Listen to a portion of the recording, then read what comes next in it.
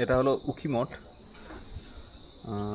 আমরা আজকে সোনপ্রয়াগ থেকে বেরিয়েছি চোপতা তুঙ্গনাথ ট্রেকটা করবো বলে।